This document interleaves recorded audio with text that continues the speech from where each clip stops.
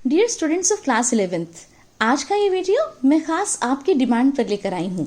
आज के इस वीडियो में मैं आपको प्रोवाइड कर रही हूँ सभी मोस्ट इम्पॉर्टेंट क्वेश्चंस दोनों ही आपकी बुक्स में से, दैट इज हॉर्नबिल में से भी और स्नैपशॉट्स में से भी। तो चलिए विदाउट वेस्टिंग एनी टाइम हम वीडियो को स्टार्ट करते हैं। सबसे पहले हम डिस्कस करेंगे हॉर्नबिल की बुक में से आपके जो भी इम्पॉर्टेंट क्वेश्चंस आने हैं। लेकिन बेटा एक बार वीडियो को स्टार्ट करने से पहले मैं आपसे ये रिक्वेस्ट करती हूँ कि मैं इस वीडियो के डिस्क्रिप्शन बॉक्स में 11th क्लास के प्रिपरेशन से रिलेटेड जितने भी वीडियोस मैंने बनाए हैं वो सभी का जो लिंक है, अलग अलग लिंक्स हैं, मैं प्रोवाइड करूंगी आपको इस वीडियो के डिस्क्रिप्शन बॉक्स में। तो आप प्लीज़ उन्हें ज़रूर से देख लेना, क्योंकि बेटा बहुत ही मेहनत करके मैंने बहुत ही अच्छे तरीके से एक्सप्लेन करके उन सभी वीडियोस को प्रिपेयर किया है, जिसमें जिन सभी चैप्टर्स के जो इम्पॉर्टेंट क्वेश्चंस मैं आज की इस वीडियो में डिस्कस करूंगी उनकी जो एक्सप्लेनेशन है वो भी बहुत ही सुंदर तरीके से विद पिक्चर्स और with each and every question and aspect मैंने डिटेल में समझाई है उन वीडियोज़ में। एंड उसके अलावा भी बेटा मैंने जितने भी ग्रामर के सेक्शन पर, चाहे वो MCQ बेस्ड वीडियोस हैं, वो भी बना दिए हैं। एंड साथ के साथ जो है डिटेल्स वाले वीडियोस तो मैंने पहले से ही अपने चैनल DS इंग्लिश पर अपलोड करे हुए थे। इसके अलावा कॉम्पोजिशन मीन्स राइटिंग स्किल्स के भी जितने भी रेलिवेंट वीडियोस हैं वो भी सब आपके प्रिपेयर्ड हैं। इवन एक वीडियो तो मैंने राइटिंग स्किल्स का ऐसा भी बनाया है जिसके अंदर मैंने 10 टॉपिक्स को कवर अप किया है एक सिंगल वीडियो में, फॉर्मेट और एग्जाम्पल्स को डिस्कस करते हुए। इसके अलावा 11th क्लास से रिलेटेड एनुअल एग्जाम का आपका पैटर्न, प्लस आपको किसी भी प्लेटफॉर्म पर नहीं मिलेगा एक इंग्लिश का सैम्पल पेपर एनुअल एग्जाम के लिए, वो भी मैंने प्रिपेयर कर दिया है, आपके इस अपने चैनल DS इंग्लिश पर अपलोड कर दिया है। और इसके अलावा भी 2 मिनट में 4 नंबर पक्के करके इस टाइटल से भी मैंने एक वीडियो बनाई है, जिसमें मैंने सभी चैप्टर्स के नाम, उनके राइटर्स के नाम, पोएम्स के नाम और उनके पोइट्स के नाम आपको प्रोवाइड किए हैं, एक ही वीडियो में कंपाइल करके दिए हैं। और MCQ पर बेस्ड ग्रामर का जो है बच्चे बार बार मेरे से पूछ रहे थे कमेंट सेक्शन में, तो वो वीडियो भी ऑलरेडी अपलोड है बेटा, कल या परसों ही मैंने उसे अपलोड किया था। तो इन सभी के सभी वीडियोस को आप बहुत ही अच्छे से देख लीजिएगा अपने एनुअल एग्जाम में जाने से पहले। तो चलिए अब ये जो आपकी डिमांड पर वीडियो बनाया है इसे स्टार्ट करते हैं। Important questions on hornbill discuss करते हैं। सबसे पहले मैंने यहाँ पर आपके लिए पोएम्स को कंपाइल किया है और यहाँ मैंने केवल पोएम का सेंट्रल आइडिया ले लिया है, क्योंकि पोएम्स पर बेस्ड क्वेश्चन देखिए बेटा मैंने यहाँ पर मेंशन किया है आपको कि शॉर्ट आंसर टाइप क्वेश्चंस पूछे जाएंगे। 3-3 नंबर के 2 क्वेश्चंस आपने अटेम्प्ट करके आने हैं 6 नंबर के हिसाब से। तो 4 पोएम्स हैं आपकी, चारों का सेंट्रल आइडिया मैंने यहाँ पर आपको इसीलिए प्रोवाइड कर दिया है कि 3 नंबर के हिसाब से इतना लिखना आपके लिए सफिशियंट रहेगा। ठीक इसी तरह से एक स्टेंजा जो है वो भी आपका पोएम में से आना है, पोइट्री में से कोई भी एक स्टेंजा आपसे पूछ लेंगे एंड उस पर फिर आपसे फर्दर 5 क्वेश्चंस पूछे जाएंगे, जिनमें से 2 क्वेश्चंस मोस्ट एक्सपेक्टेड यही हैं कि name the poem and the poet भी हो सकते हैं, राइट। तो इस तरह से चलिए देखते हैं जल्दी से पोएम का सेंट्रल आइडिया। सबसे पहले a photograph by Shirley Toulson. अब ये जो सेंट्रल आइडिया है मैंने आपको आपकी स्क्रीन पर लिख कर दे दिया है, मैं इसे रीड कर देती हूँ आपके लिए। In a photograph, poet Shirley Tolson describes her feeling about the photographs of her mother taken when she was 12 years or so. She feels that human life is short-lived, it is ever-changing. A human being grows older and older. The memories of the past make us sad. The poet feels how her mother 20 or 30 years later would comment on it, but in the event of a death there is silence only. तो a photograph poem में आपको पता ही है कि जो poet है Shirley Toulson, उन्होंने अपनी मदर के बारे में बताया है और मदर की लाइफ से रिलेटेड 3 स्टेजेस हमें उस पोएम में पढ़ने को मिलती हैं, जिसमें सबसे पहली स्टेज तो है जब उनकी मदर जो है वो 12 ईयर्स की थी और अपनी कजन सिस्टर्स बेटी और डॉली के साथ सी बीच पर घूमने के लिए गई थी। वहां पर अंकल उनका फोटोग्राफ ले रहे हैं। उसी फोटोग्राफ को फिर उसके बाद जो उनकी मदर है जब 20-30 ईयर्स के बाद बैठकर देखती हैं अपनी सिस्टर्स के साथ, तो वो काफ़ी हंसती हैं, लेकिन साथ के साथ वो अंदर से दुखी भी हैं क्योंकि she is repenting because she has lost her childhood. और पोएट भी है, वो भी जो है दुखी है क्योंकि पोएट ने भी अपनी मदर को फिर बाद में खो दिया है। और आज लास्ट जो कंडीशन है, लास्ट जो स्टेंजा है, उसमें ये बात है कि पोएट की मदर को की डेथ हुए भी 12 ईयर्स बीत चुके हैं। तो इस तरह से ये जो पोएम है ये ह्यूमन प्रेडिकामेंट के ऊपर है कि man is मॉर्टल but nature is permanent. Next is the laburnum top bye Ted Hughes. अब लेबरनम टॉप के अंदर भी आपको क्या पता है कि भी क्या है कि लेबरनम टॉप में भी 3 स्टेजेस डिस्क्राइब करी हैं। एक लेबरनम ट्री है जो कि साइलेंट है, स्टिल है, और एक गोल्डफिंच बर्ड है जो कि फुल ऑफ एक्टिविटी और वाइब्रेंस है। वो एकदम से जब पेड़ के पास आता है तो उससे पहले पेड़ एकदम साइलेंट है, स्टिल है, लेकिन जैसे ही वो आता है अपने यंगर वंस को फीड कराने के लिए तो ऐसा लगता है कि पेड़ काफी खुश हो गया है। और जैसे ही जो गोल्डफिंच बर्ड है वो उड़कर आकाश में चला जाता है, फिर से laburnum subsides to emptiness, again it becomes silent and still.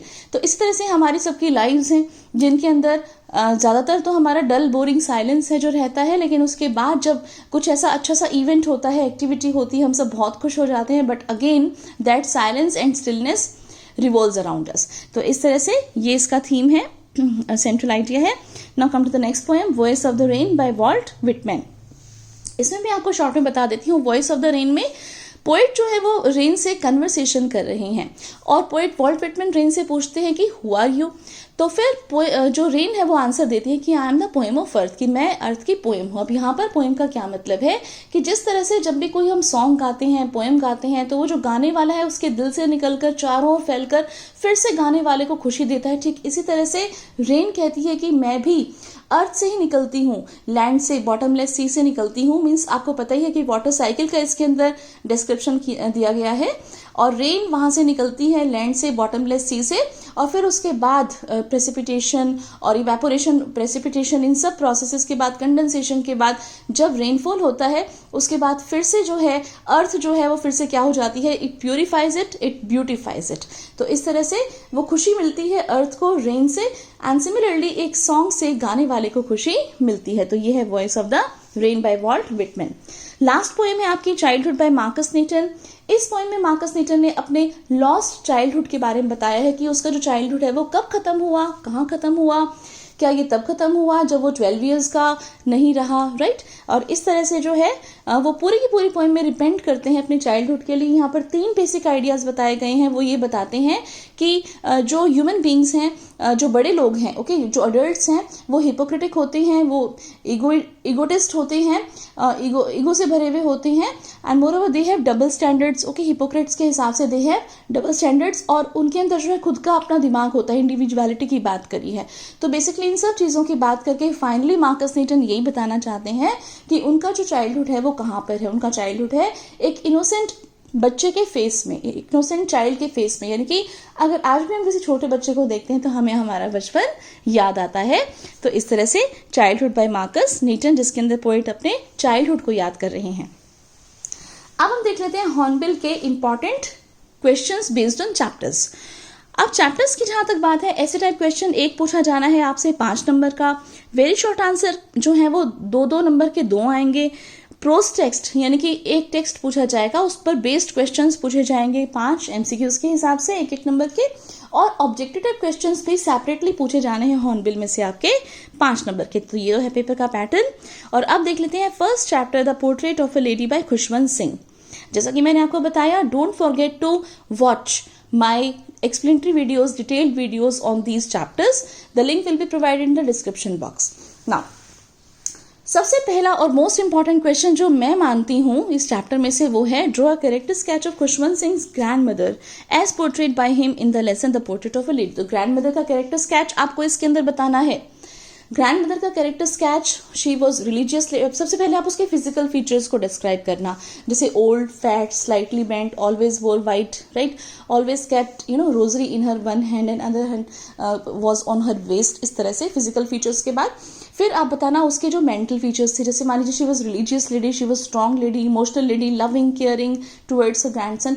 तो ये सब पॉइंट्स आप बताना इसके अंदर और फिर इसको अच्छे से एक्सप्लेन कर देना। इसके अलावा एक और क्वेश्चन जो मैं कंसीडर करती हूँ इंपॉर्टेंट है इस चैप्टर में से बेटा, वो है 3 phases of friendship between Khushwant Singh and his grand mother. तो जिस समय वो विलेज में रहते थे उनके बीच में बहुत स्ट्रॉन्ग बॉन्ड ऑफ फ्रेंडशिप था।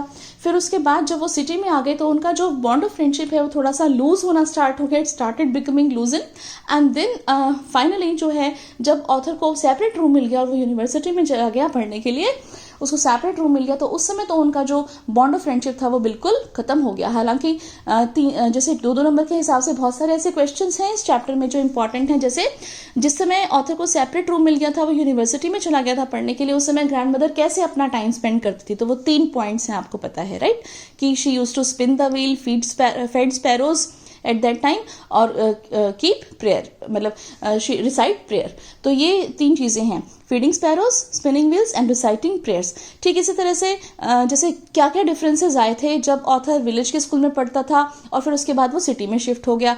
लास्ट के हिसाब से चैप्टर को देखें तो स्पैरोज के ऊपर सेपरेट क्वेश्चन आ सकता है, जिसमें ये पूछा जा सकता है कि जो स्पैरोज हैं उन्होंने किस तरह से जो है रिएक्ट किया जिस समय ग्रैंडमदर की डेथ हो गई थी, या ग्रैंडमदर ने किस ओल्ड वे में जैसे बिहेव किया जिस समय उनकी डेथ हुई। She did not pray that day, and she also collected some women from neighborhood and got a old dilapidated drum and sang of homecoming of warriors। तो इस तरह से बहुत सारे छोटे छोटे क्वेश्चंस हैं, लेकिन एक लॉन्ग क्वेश्चन आप कर लीजिए, 2 लॉन्ग क्वेश्चंस कर लीजिए, उतना ही इस चैप्टर के लिए आपके लिए सफिशिएंट रहेगा। सेकेंड चैप्टर है we are not afraid to die, we can all be together by Gordon Cook and Alan East. इस चैप्टर में से देखिए फिर से कुछ हैं इंपॉर्टेंट क्वेश्चन, जिसमें से फर्स्ट क्वेश्चन मैंने आपके लिए जो पिक किया है वो है what preparations did the author and his wife make for the round the world sea voyage. कि ऑथर ने और उसकी वाइफ ने क्या प्रिपरेशंस की थी, राइट। उनको पूरे विश्व की यात्रा करनी थी, एक समुद्री यात्रा करनी थी, तो उन्होंने इसके लिए क्या प्रिपरेशन की थी। तो वो कैप्टन जेम्स कुक को फॉलो करते हुए 200 साल पहले उन्होंने जैसे किया था वर्ल्ड वॉयज वो करना चाह रहे थे, और इसके लिए उन्होंने अपनी सी फारिंग स्किल्स को इम्प्रूव किया था। एक बोट भी बनाई थी जिसका नाम था वेव वॉकर, और पिछले 16 सालों से इसकी प्रैक्टिस कर रहे थे। अब बेटा एक और क्वेश्चन जो मैं इंपॉर्टेंट कंसीडर करती हूँ वो है कि give a brief description of the narrator's boat, how had the narrator equipped and tested it. तो कौन सी बोट थी देखिए नैरेटर की, आपको पता ही होगा, wave walker, right. Wave Walker के बारे में डिस्क्रिप्शन आ सकता है, मैंने अपनी एक्सप्लेनेटरी वीडियो में भी आपको अच्छे से बताया है कि it was beautiful, 23 metre long, 30 ton wooden hulled, professionally built, okay, it were tested in roughest weather conditions, right. तो वेव वॉकर के बारे में ये सब पॉइंट्स आप मेमोराइज करेंगे। इसके बाद नेक्स्ट है आपका explain the title we are not afraid to die, we can all be together, what lesson does it teach. तो देखिए मैंने अपनी वीडियो में बहुत ही अच्छे से बताया है कि जो स्टोरी है वो पैशन के बारे में है, ग्रिट के बारे में है, इनडोमिटेबल स्पिरिट के बारे में है, फैमिली लव के बारे में है। तो इन्हीं सब पॉइंट्स को एक्सप्लेन करते हुए हम बताएंगे कि किस तरह से जो एक लेसन है वो हमें इस स्टोरी से सीखने को मिलता है। स्क्रीन पर आपके आंसर हैं। इसके अलावा देखिए बेटा एक और क्वेश्चन जो है वो नैरेटर का कैरेक्टर्स से रिलेटेड भी आ सकता है। तो नैरेटर जो है बहुत अच्छा कैप्टन है, बहुत अच्छा फादर है, he is very intelligent and he knows each and everything about this sea voyage, right? So he has improved himself, he has skilled himself, he works very hard to save the lives of all the family members, right? तो इस तरह से आप narrator का character sketch भी इसके अंदर prepare करेंगे। Next is discovering Tut the saga continues by A.R. Williams. इसमें मैंने आपके लिए बहुत ही लिमिटेड क्वेश्चंस लिए हैं। देखिए हु वॉज किंग टट, why was a CT scan done on him. तो कौन था किंग टट, ये आपको पता ही है, इजिप्शियन किंग था जो कि बहुत ही छोटे समय में टीनेजर था जब वो एक जैसे राजा बन गया था, और फिर उसके बाद उसकी डेथ भी तभी हो गई थी जब वो एक छोटा सा बच्चा था। और फिर उसके बाद जो है होवर्ड कार्टर ने उसके टुम को डिस्कवर किया था 1922 में। और होवर्ड कार्टर कौन था ये भी क्वेश्चन इंपॉर्टेंट है, वैसे तो ब्रिटिश आर्कियोलॉजिस्ट था, राइट। और ही डिस्कवर्ड टट्स टुम इन 1922। उसके बाद से लगातार किंग टट की मम्मी के ऊपर सीटी स्कैन भी किया गया। उस समय उसका जैसे मान लीजिए जैसे उसको इन्वेस्टिगेट किया गया होवर्ड कार्टर के द्वारा। उसके बाद 1968 में एक एनाटॉमी प्रोफेसर ने उसके ऊपर एक्सरे किया, क्योंकि किंग टट की ऐसी मम्मी है, फर्स्ट मम्मी है जिसके ऊपर इतने ज़्यादा इन्वेस्टिगेशंस हुए हैं। इसके बारे में खास बात यह है बेटा किंग टट की मम्मी के बारे में, बॉडी के बारे में, कि जब उसे दफनाया गया तो उसके साथ बहुत सारा गोल्ड भी दफनाया गया। इवन उसका जो कॉफिन है उसकी भी डबल लेयर है और दोनों की दोनों गोल्ड की बनी हुई हैं, राइट। तो इसके अलावा जो क्वेश्चन किंग टट वाले चैप्टर में इंपॉर्टेंट है वो है कि किंग टट का जब सिटी स्कैन किया गया 5 जनवरी 2005 को जाही हवास की लीडरशिप में, तो उसके रिजल्ट्स क्या रहे। तो वो भी आप एक छोटा सा क्वेश्चन अलग से प्रिपेयर करना चाहो तो कर लेना, अदरवाइज आपको पता ही है कि इंटरनल चॉइस तो आनी ही है क्वेश्चंस में, ओके, तो आप उसे स्किप भी कर सकते हो। Landscape of the soul by Nathalie Trouveroy. देखिए most important question, how does the Chinese view of art differ from the European view? Illustrate your answer with examples. तो चाइनीज व्यू ऑफ पेंटिंग जो है वो western view of painting से अलग कैसे है, यहाँ मैंने डिटेल में आपको आंसर दिया है, मैं आपको जल्दी से समझा देती हूँ। देखिए चाइनीज और वेस्टर्न पेंटिंग्स की अगर हम बात करें तो जो चाइनीज पेंटर है वो जब पेंटिंग करता है तो वो चाहता है कि जो व्यूअर है वो देखने वाले के माइंड में एंटर करे, क्योंकि चाइनीज पेंटिंग के अंदर क्या होती है, सोल होती है, राइट। जबकि वेस्टर्न पेंटिंग में सोल नहीं होती, वेस्टर्न पेंटिंग में होती है illusionistic likeness. Okay, illusionistic likeness का मतलब कि जैसा कुछ बनाया है पेंटर ने वैसा का वैसा ही हमें दिखेगा। जैसे हमने क्विंटन मैट्सिस का एग्जाम्पल पढ़ा था ब्लैक स्मिथ का, उसने क्या बना दिया था अपने जैसे would be father in law के स्टूडियो में जाकर, पेंटिंग स्टूडियो में जाकर, और उसने उनकी पेंटिंग के ऊपर एक फ्लाई बना दी थी, मक्खी बना दी थी, और वो मक्खी बिल्कुल रियल लग रही थी जो मास्टर पेंटर थे उनको। तो वो बहुत खुश हो गए, उन्होंने अपनी डॉटर की शादी क्विंटन मैट्सिस से करने के लिए उन्होंने यस कर दिया। तो इस तरह से एक इल्यूजनिस्टिक लाइकनेस है, एकदम रियल लगता है। लेकिन चाइनीज पेंटिंग के अंदर सोल होती है जो कि केवल पेंटर को दिखती है और किसी को नहीं दिखती, इसलिए पेंटर हमसे ये एक्सपेक्ट करता है कि हम उसके माइंड में एंटर करके पेंटिंग को समझें, राइट। जबकि वेस्टर्न जो पेंटर है वो चाहता है कि हम we should borrow his eyes, कि हम उसकी आंखों से पेंटिंग को देखें। तो पहला डिफरेंस क्या हो गया कि चाइनीज पेंटिंग के अंदर सोल या स्पिरिट होती है जो कि वेस्टर्न पेंटिंग के अंदर नहीं होती। वेस्टर्न पेंटिंग के अंदर क्या होती है, इल्यूजनिस्टिक लाइकनेस होती है जो कि चाइनीज पेंटिंग में नहीं होती। फिर जो चाइनीज पेंटर है वो चाहता है कि we should borrow his mind and then see the painting, जबकि वेस्टर्न पेंटर ये चाहता है कि we should enter his we should borrow his eyes, okay, and then see the painting. Chinese mind और western eyes। इसके अलावा देखिए एक एग्जाम्पल भी इसके अंदर आपने कोट करना है कि चाइनीज पेंटिंग का आपने एग्जाम्पल देना है, ठीक है, जिसके अंदर हमने ये एक तो ड्रैगन वाला एग्जाम्पल पढ़ा था, एक वू दाउजी वाला एग्जाम्पल पढ़ा था कि वू दाउजी ने पेंटिंग बनाई, सीनरी बनाई किंग के लिए, स्वानजोंग किंग का नाम था। और जैसे ही वो पेंटिंग उसने डिस्प्ले की किंग के सामने, तो जो पेंटर है वो तो अंदर एंटर कर गया, ताली बजाई, केव का दरवाजा खुल गया। लेकिन जैसे ही वो अंदर गया और जो एम्परर है वो कहता है कि योर मैजेस्टी आप अंदर आइए, पेंटिंग भी गायब हो गई और पेंटर भी गायब हो गया। तो इस तरह से एक स्पिरिट थी वू दाउजी की पेंटिंग में, चाइनीज पेंटिंग का एग्जाम्पल है। और क्विंटन मैट्सिस ने जो फ्लाई बनाई थी वो एग्जाम्पल है आपका वेस्टर्न पेंटिंग का। Write a note on the concept of Shen Shui as given in the landscape of the soul. Explain the concept of Shen Shui and the fundamental yogic practice. बेटा Shen Shui का example बहुत important है, आपसे पूछा जा सकता है Shen Shui का मतलब क्या है। Shen Shui का मतलब होता है माउंटेन वाटर। ओके, दो कॉन्सेप्ट हैं, और माउंटेन जो है उसे यांग भी बोला गया है, वाटर को यिन बोला गया है। माउंटेन आपका मैस्कुलिन एस्पेक्ट है, it is stable, warm, dry in sun, और वाटर जो है आपका वो यिन बोला गया है जो कि फेमिनिन एस्पेक्ट है, it is horizontal, rests on earth, it is fluid, moist and cool. इन सभी वर्ड्स को आप अच्छे से याद करके जाएंगे। Which art does Nekchand represent and how. अब नेकचंद पर भी सेपरेटली बहुत इंपॉर्टेंट क्वेश्चन बनता है इस चैप्टर में से। क्वेश्चन है आपकी एक्सरसाइज का, who was the untutored genius and which paradise was created by him. Untutored genius कौन था, तो नेकचंद की आर्ट का एग्जांपल है कि he was untutored and still he was genius, right, कि उसने कोई अच्छे से फॉर्मल ट्रेनिंग नहीं ली आर्ट्स की, पेंटिंग की, और तो भी उसने बहुत ही सुंदर एक रॉक गार्डन बनाया चंडीगढ़ में, वो उसकी आर्ट का एग्जाम्पल है। और ये आर्ट कही जाती है रो आर्ट या आर्ट ब्रूट, क्योंकि ऐसे लोगों को अधिकार नहीं होता कि वो कुछ भी आर्ट्स के फील्ड में करें, लेकिन स्टिल उन्होंने किया है without getting any formal training. तो नेकचंद उसका एग्जाम्पल है। Most most most important question, आप इसको मानकर चलना। Next chapter is the ailing planet, the green movement's role by Nani Palkhivala. अब इसमें सस्टेनेबल डेवलपमेंट का जो कॉन्सेप्ट है ये बहुत इंपॉर्टेंट है। What do you understand by the concept of sustainable development.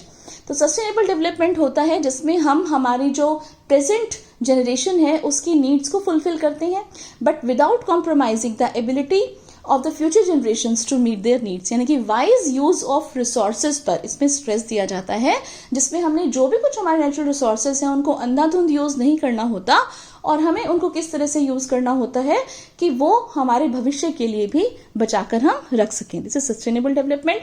एक और छोटा सा लेकिन बहुत इंपॉर्टेंट क्वेश्चन है कि 4 प्रिंसिपल बायोलॉजिकल सिस्टम्स क्या हैं अर्थ के।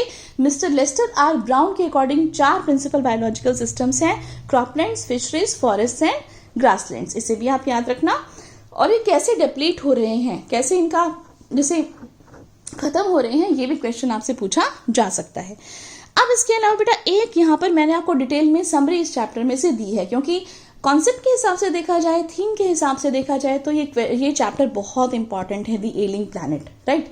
तो एलिंग प्लैनेट बहुत इंपॉर्टेंट है। इसमें क्या करते हैं बेटा कई बार एग्जामिनर, कि जैसे मान लीजिए अगर मैं एग्जामिनर होती तो मैं तो यही करती डेफिनेटली, कि जैसे एक स्टेटमेंट ले लेती, कोई भी स्टेटमेंट, इसमें 2-3 स्टेटमेंट्स आती हैं, जैसे we have not inherited this earth from our forefathers, we have borrowed it from our children. तो इस तरह की स्टेटमेंट है। Are we to leave our successors scorched planet of advancing deserts, इस तरह से एक स्टेटमेंट है।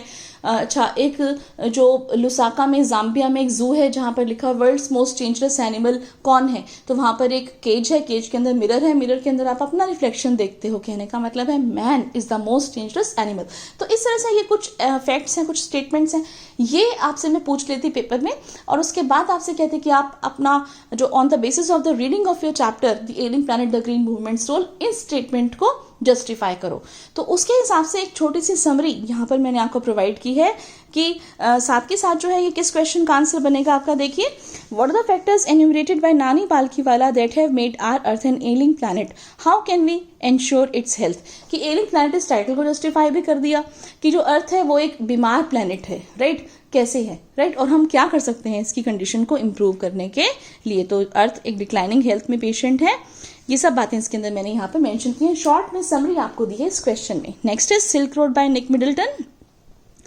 अब सिल्क रोड में देखिए, तो हु वाज नोरबू, ये कर लेना आप, ठीक है, कि नोरबू कौन था, वो एक तिब्बतन था who worked in Beijing at Chinese Academy of Social Sciences, और वो कुछ रिसर्च कर रहा था कोरा पर, तो वो भी कोरा करने के लिए माउंट कैलाश के लिए आया था।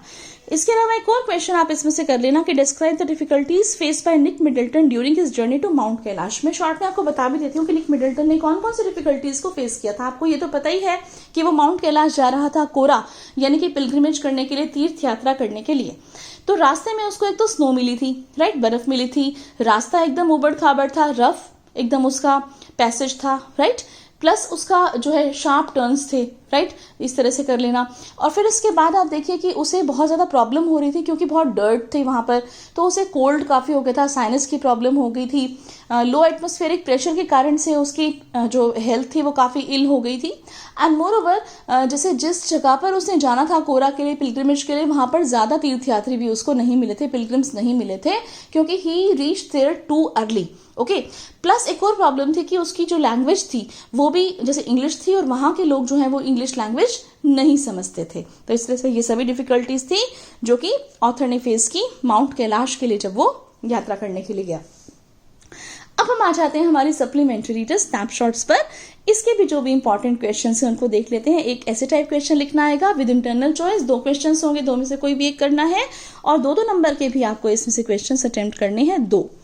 First chapter is the summer of the beautiful white horse by William Saroyan. बेटा बहुत इंपॉर्टेंट चैप्टर है, और मैं तो ये मानती हूँ कि कोई भी बुक है, पोएम है, चैप्टर्स हैं, जो भी है, ठीक है, फर्स्ट चैप्टर जो है वो बहुत बहुत बहुत इंपॉर्टेंट होता है। फिर भी जो मेरे फेवरेट क्वेश्चंस हैं मैंने यहाँ पर आपके लिए प्रोवाइड किए हैं, और इनके अलावा भी बहुत सारे क्वेश्चंस बनते हैं। स्टिल आप इनसे काम चला लेना, जैसा भी हो, जिस तरह से भी हो, आप अपना आंसर लिख कर आना। Which tribe did Aram belong to, what was the image of his tribe. किस ट्राइब से अरम और मुराद बिलोंग करते थे, ठीक है, गैरोग्लैनियन ट्राइब थी, आर्मेनियन ट्राइब थी, इन दोनों वर्ड्स के हिसाब से आप याद रखना आंसर।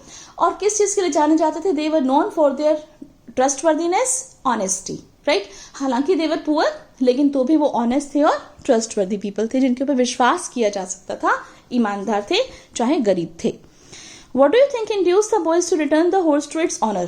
क्या लगता है आपको कि बॉयज ने जो वो हॉर्स था वो अपने असली मालिक को क्यों वापस किया था।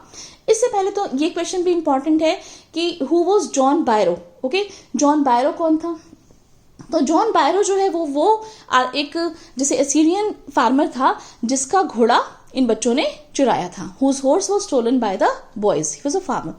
और फिर उसके बाद क्यों वापस किया, इसीलिए वापस किया because they were conscious stricken, कि उनकी अंतर आत्मा ने आवाज दी कि जॉन बायरो ने जब अपने घोड़े को देख लिया तो भी वो विश्वास नहीं कर पा रहा कि उन्होंने इसे चुराया होगा, क्योंकि जो है उनकी जो ट्राइब है वो इसी काम के लिए जानी जाती है, ऑनेस्टी के लिए, ट्रस्टवर्दीनेस के लिए।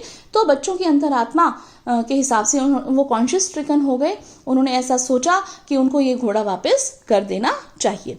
इसके अलावा भी मुराद के बारे में, अंकल खुसरो के बारे में क्वेश्चंस इस चैप्टर में से बनते हैं। Next chapter is the address by Marga Minco. बेटा इसे मैंने आपको बहुत ही एक ही केवल क्वेश्चन दिया है, why did the narrator want to forget the address finally. मुझे ये सबसे मेरा इंटरेस्टिंग और बहुत ही अच्छा फेवरेट क्वेश्चन लगता है मेरा। इसका आंसर आपका आएगा कि नैरेटर जो है शुरू में तो जैसे गई उसने याद रखा, जैसे मिसेस एस की डॉटर हूँ, उसने बताया जाकर डॉर्लिंग को, मिसेस डॉर्लिंग को, ठीक है, क्या एड्रेस था वो भी थोड़ा सा याद रख लें, नंबर 46 मार्कोनी स्ट्रीट, क्योंकि ये शॉर्ट में आ सकता है, आपसे ऑब्जेक्टिव टाइप क्वेश्चन में पूछा जा सकता है। हाँ, इसमें भी आपके 1 × 5 = 5 ऑब्जेक्टिव टाइप क्वेश्चन भी आने हैं स्नैपशॉट्स में, बाहर मेंशन करना भूल गई थी टाइटल में, तो आप ध्यान रखना। अच्छा, अब ये देखिए कि वो क्यों भूल जाना चाहती थी उस एड्रेस को। वो लेने गई थी बेटा वहां पर अपनी पुरानी चीजें वापस, राइट। उसकी मदर ने जो भी सामान था वॉर के टाइम पे अपनी एक एक्वेंटेंस को दे दिया था। कौन थी एक्वेंटेंस? Mrs Darling. लेकिन जब वो डॉटर नरेटर हमारी सामान वापस लेने के लिए जाती है तो जो मिसेस डॉर्लिंग है वो उसे पहचानने से भी मना कर देती है, राइट। आपको पता ही है, जमाना ही ऐसा है, एक बार सामान लेके कौन वापस देता है ना। तो इस तरह से जो मिसेस डॉर्लिंग है वो बोल देते हैं कि मैं तो नहीं पहचानी आपको, लेकिन फिर भी वो दोबारा एफर्ट करती है। इस बार डॉटर दरवाजा खोलती है, अंदर जाती है, अपने सामान को देखती है, लेकिन जिस बेतरतीब तरीके से वो सामान वहां पर डिस्प्लेड होता है, means familiar things of the past lose their significance when they are placed in unfamiliar surroundings. की उसकी पुरानी चीजें थी, राइट, उसकी यादें जुड़ी हुई थी उनसे, ठीक है। उसकी मदर ने उन्हें कभी भी उन्हें मिसयूज करने के लिए नहीं दिया, लेकिन आज वो बहुत ही बुरी तरीके से वहां पर रखी गई थी। अब नरेटर डिसाइड करती है कि उसको ये सामान वापस नहीं चाहिए, and now she finally wants to forget that address. ये आप जरूर याद करना, और इसी पर बेस्ड क्वेश्चन, मतलब इसी को ही घुमा फिराकर आपने आंसर के अंदर लिख कर आना होगा, आप देख लेना। रंगास मैरिज बाय मस्ती वेंकटेश अयंगर। अब रंगास मैरिज में बेटा छोटे छोटे कई सारे क्वेश्चंस हैं जो इंपॉर्टेंट हैं। जैसे रंगा कौन था? अकाउंटेंट का सन था। He was the first one who went out okay to Bangalore to learn English और फॉर हिज हायर स्टडीज, ठीक है। फिर इसके अलावा कौन से गांव का जिक्र है? होसाहल्ली का जिक्र है। कहाँ पर है? मैसूर में। वैसे तो खैर ये इमेजिनरी विलेज है, ऐसी कोई प्लेस है ही नहीं। फिर होसाहल्ली जो आपका जो गांव है उसके 2 डिस्टिंक्टिव फीचर्स, ये मैंने यहाँ पर आपको स्लाइड पर भी दे रखी है। देखिए, mention 2 distinctive features of village Hosahalli. There are some mango trees in the village जो कि बहुत बड़ी बड़ी होती हैं, और आप एक जैसे मैंगो लीफ ले आओ और उसके बाद आपको दोपहर का लंच सर्व करने के लिए चिंता करने की जरूरत नहीं है। इतनी बड़ी मतलब एक लीफ है जिसके ऊपर सारे के सारे फैमिली मेंबर्स खाना खा सकते हैं। फिर उसके बाद दूसरा जो उसका फीचर है कि उनके जो जैसे जो वो हैं क्या कहते हैं कि जो रॉ मैंगो हैं, राइट, जो रॉ मैंगो है वो भी उनके काफी ज्यादा जैसे सोर हैं, राइट, खट्टे हैं, और उसकी चटनी इतनी भयंकर खट्टी बनती है कि वो एकदम आपको ब्रह्मरंध्र पर अटैक करती है। इस तरह से मेंशन है आपके चैप्टर में। तो देखिए, ये तो है होसाहल्ली के 2 फीचर्स। एक तो मैंगो लीफ एक तो पेड़ है जो जिसकी जो लीफ है काफी बड़ी है, आप पॉन्ड पर नहाने के लिए जाओ, लीफ ले आओ, खाना सर्व करो, और दूसरा रॉ मैंगो वहां के बहुत ज्यादा सोअर है। अब एक और क्वेश्चन यहाँ पर जो मैंने आपके लिए लिया है, that is Ranga's Homecoming was a great event for the villagers, give reasons. लोगों के लिए बहुत बड़ी बात थी कि रंगा बाहर से पढ़कर आया है, और एक इस तरह से क्वेश्चन भी बन सकता है कि रंगा जब बाहर से पढ़कर आया तो उसको देखने के लिए बहुत सारी भीड़ वहां पर जुट गई। क्यों, कैसे? क्योंकि it was a big event for the villagers की कोई उनके गांव से बाहर गया पढ़ने के लिए, और वो ये देखने के लिए आए थे कि उसके अंदर क्या क्या चेंजेस आए हैं। लेकिन जैसे उन्होंने देखा कि रंगा की तो वही आंखें हैं, वही नाक है, वही कान, तो वो वहां से एकदम भीड़ जो है वो एकदम ऐसे गायब हो गई जैसे कि एक बच्चे के मुंह में मिश्री की डली गायब हो जाती है, लंप ऑफ शुगर गायब हो जाता है। और एक लेडी ने तो उसका जनेऊ चेक किया, सेक्रेट थ्रेड चेक किया, और फिर वो बोली कि अरे इसमें तो कोई वो ऐसी खास बात नहीं है, तो वैसा का वैसा है, और फिर वो भी वहां से गायब हो गई। अब एक रत्ना के ऊपर भी क्वेश्चन डाल दिया मैंने कि हमारा नैरेटर है श्यामा, राइट, और रत्ना कौन थी? रत्ना रामाराव की नीस थी, जिससे कि जो नैरेटर श्यामा है वो रंगा की शादी कराना चाहता था। इसके अलावा भी एक और क्वेश्चन बनता है कि comment upon the ending of Ranga's marriage. तो एंडिंग में क्या होता है कि श्यामा नैरेटर जो है वो रंगा और रत्ना की शादी करा देता है। उनका एक बेटा होता है जिसका नाम क्या होता है? श्यामा वो लोग रखते हैं, क्योंकि इंग्लिश कल्चर में ये ट्रेंड है कि आप उसी के नाम पर अपने बच्चे का नाम रखते हैं जिसको आप पसंद करते हैं, और रंगा और रत्ना दोनों ही श्यामा नैरेटर को पसंद करते थे, इसीलिए वो अपने बच्चे का नाम भी क्या रख देते हैं? श्यामा रख देते हैं। तो इस तरह से ये रंगास मैरिज के इंपॉर्टेंट क्वेश्चंस थे। अब आप आ जाइए Albert Einstein at school by Patrick Pringle. अब एल्बर्ट आइंस्टाइन एट स्कूल, इसमें बेटा मैंने एक बहुत ही छोटा सा लेकिन बहुत ही जो मुझे अच्छा लगता है क्वेश्चन वो आपके लिए डाला है। Why did Albert see no point in learning dates and facts? What is education according to Einstein? तो what is education according to Einstein? ये important question है। According to Einstein, we know it very well कि there is no use in learning facts and dates. All about education what Einstein wants to tell us is कि we should think about creativity, we should think about ideas. Okay, तो यहाँ पर हम बात करते हैं जैसे फॉर्मेशन साइट की, राइट, साइट फॉर्मेशन की, कि हमें अपना विवेक जो है उससे काम लेना चाहिए, हमें प्रैक्टिकल नॉलेज होनी चाहिए, फैक्ट्स वगैरह याद करने के हिसाब से, डेट्स वगैरह याद करने के लिए आइंस्टाइन बोलते हैं कि ये सब चीज़ें तो बुक में लिखी हुई हैं, तो आप साइट फॉर्मेशन कीजिए, ना कि फैक्ट्स की गैदरिंग कीजिए, राइट। तो इस तरह से this is education according to Einstein. Next chapter is Mother's Day by J B Priestley. इसमें मैंने आपके लिए केवल 2 ही क्वेश्चंस लिए हैं कि एक तो ये इंपॉर्टेंट क्वेश्चन है कि what advice did Mrs Fitzgerald give to Mrs Pearson to her husband and son and daughter. तो देखिए मिसेस फिट्जजेराल्ड ने मिसेस पियर्सन को क्या एडवाइस दी। मिसेस फिट्जजेराल्ड ने मिसेस पियर्सन से कहा be firm with them, be strict with them, don't go soft on them. Okay, कि अपने हस्बैंड से, सन से, डॉटर से यदि वो तुमसे अच्छे से बिहेव नहीं कर रहे तो तुम भी उनसे अच्छे से बिहेव मत करो, उनके लिए इतने सारे काम करके मत दो और बहुत ही स्ट्रिक्टली उनके साथ पेश आओ, राइट। और एक और क्वेश्चन मैंने आपके लिए यहाँ पर मेंशन किया है, that is compare and contrast Mrs Pearson and Mrs Fitzgerald on the basis of the play Mother's Day. अगर आपको एक क्वेश्चन यहाँ पर छोटा लग रहा है तो don't forget to watch my explanatory video on mother's day, और उसके अंदर भी मैंने आपको बहुत ही डिटेल के अंदर इनके आंसर्स प्रोवाइड किए हैं, compare and contrast the characters of Mrs Fitzgerald and Mrs Pearson. Otherwise ये भी आपके लिए सफिशियंट रहेगा। तो ये आपको पता ही है कि मिसेस पियर्सन काफ़ी शाई, डोसाइल और बहुत ही शांत लेडी हैं। She is quite shy, innocent lady, and Mrs Fitzgerald जो है she is bold, dominating, right, with deeper voice. तो इस तरह से उनका जो एटीट्यूड है वो भी एकदम ऑपोजिट है एक दूसरे के। और किस तरह से मिसेस फिट्जजेराल्ड मिसेस पियर्सन की हेल्प करती हैं उनकी फैमिली मेंबर्स को ठीक करने में, उनके बिहेवियर को मिसेस पियर्सन के प्रति यानी कि अपनी मदर वाइफ के प्रति ठीक करने में, वो आपको पता ही है कि they swap their personalities. Now last but not the least, Birth by A J Cronin. Birth में भी सबसे इंपॉर्टेंट क्वेश्चन जो मुझे लगता है वो है डॉक्टर एंड्रयू मेंसन के बारे में, उनका character sketch. What impression do you form of doctor Andrew mention on the basis of the story birth. तो डॉक्टर एंड्रयू मेंसन कैसे डॉक्टर हैं भाई, बहुत शानदार कैरेक्टर डॉक्टर एंड्रयू मेंसन का एजे क्रॉनिन ने प्रेजेंट किया है, आपको पता ही है। He is very intelligent doctor, he is hard working, उन्हें पता है कि किस तरह से उन्हें बिहेव करना है। He is mature enough to keep his private life separate from his professional life. He knows कि जो मॉर्गन और उसकी वाइफ के लिए कितनी वैल्यू है उस बच्चे की जो कि वो एक्सपेक्ट कर रहे हैं after 20 years of their marriage. तो वो हर एफर्ट करते हैं बच्चे की लाइफ को बचाने के लिए, हालांकि वो खुद कितने भी एग्जॉस्टेड हैं, कितने भी डिप्रेस्ड हैं, डिसअपॉइंटेड हैं, लेकिन तो भी अपनी जी जान लगा देते हैं बच्चे की लाइफ को बचाने के लिए।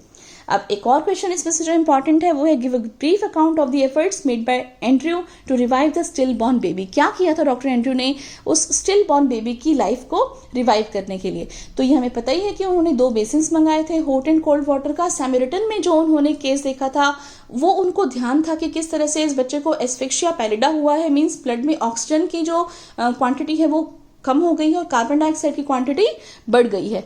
तो उन्होंने 2 बेसिन्स मंगाए, बर्तन मंगाए, जिसमें एक में गर्म पानी डाला, एक में ठंडा पानी, and he jiggered the child between the 2, okay, once in hot water, then in cold water, then in hot, then in cold, and he repeated this process several times for about 15 minutes। लेकिन बच्चे में कोई असर नहीं हुआ, तो फिर भी उन्होंने एफर्ट्स नहीं छोड़े। मदर की लाइफ बचाने के बाद उन्होंने काम शुरू किया था। उन्होंने बच्चे को रफ टॉवल से एकदम रब किया, उसकी चेस्ट को टाइनी चेस्ट को अपनी फिंगर से प्रेस किया, और फिर उसके बाद मिरेकल हो गया। डॉक्टर एंड्रयू के बहुत ही लॉन्ग एफर्ट्स के बाद वो बच्चा जीवित हो गया और जो मॉर्गन के घर में खुशियां आ गई। तो चलिए इसी के साथ ये इंपॉर्टेंट वीडियो यहीं पर ही खत्म होती है। पक्का आप मुझे बताना कि आपको ये वीडियो कैसी लगी और क्या ये आपके लिए सच में हेल्पफुल रही या नहीं। Thanks a lot for watching. लेकिन एक बार फिर से प्रॉमिस कीजिए कि आप मेरी डिटेल वाली वीडियो जो है वो जरूर देखेंगे। सभी का जो लिंक है मैं डिस्क्रिप्शन बॉक्स में आपको प्रोवाइड कर रही हूँ।